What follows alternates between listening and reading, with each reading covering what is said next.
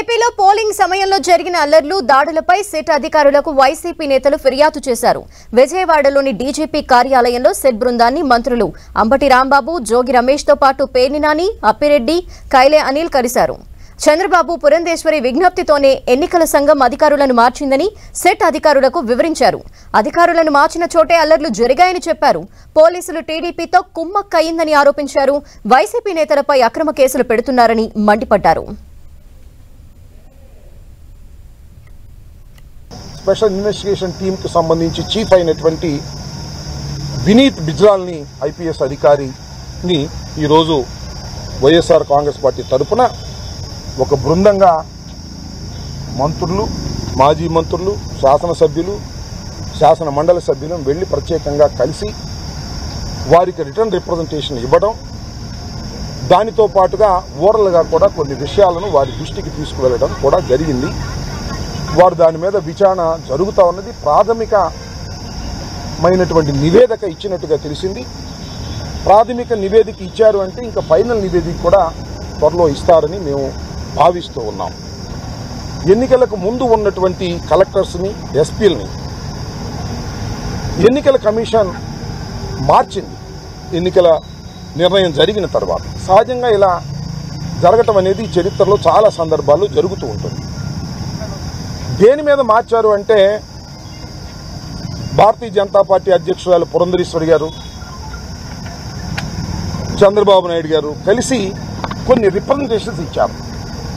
అయ్యా పల్నాడులో ఎస్పీ ఉంటే మాకు ఇబ్బంది అని కాదు, పల్నాడులో ఉంటే శాంతి భద్రతలు విఘాతం కలుగుతుంది, వైఎస్ఆర్ కాంగ్రెస్ పార్టీకి అనుకూలంగా ఉంటారు వాళ్ళు అనేటువంటి ఒక రిప్రజెంటేషన్స్ ఇస్తే అధికారులు చాలా మందిని మార్చారు. సరే, మంచిదే, మార్చడం దానివల్ల మేమేమి పెద్ద ఇబ్బంది పడవలసినటువంటి అవసరం లేదు. ఇక్కడ గమనించాల్సిన అంశం ఏమిటంటే ఎక్కడైతే మార్చారో అక్కడే మళ్ళా సస్పెండ్ చేయాల్సిన పరిస్థితి వచ్చింది.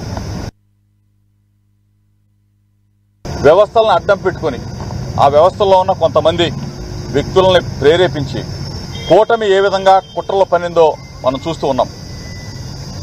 ప్రజాస్వామ్యంలో ఎన్నికలు జరిగినాయి, చాలాసార్లు ఎన్నికలు చూసాం. కానీ ఈనాటి ఎన్నికల ప్రక్రియలో జరిగిన దారుణాలను మనం కళ్ళకు కట్టినట్టు చూసాం. రాష్ట్రంలో 3 పార్టీలు కూడా కలిసి కూటమిగా ఏర్పడి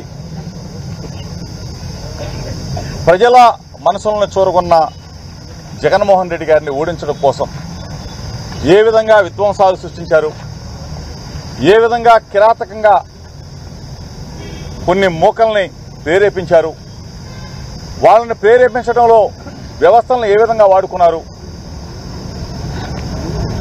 కేంద్ర ఎన్నికల కమిషన్ వాళ్ళు చేపట్టవలసిన చర్యలు చేపట్టకుండా, ఒకవేళ చేపట్టినా సరే వాళ్ళు చేసిన మార్పులకి ఎస్పీలను మార్చినా, కలెక్టర్లను మార్చినా అదే జిల్లాల్లో ఏ విధంగా మళ్ళీ విధ్వంసాలు జరిగి మనం చూసాం. దీని మీద సిట్ అధికారులకి విన్నవించాం, చర్యలు తీసుకోమని చెప్పాం.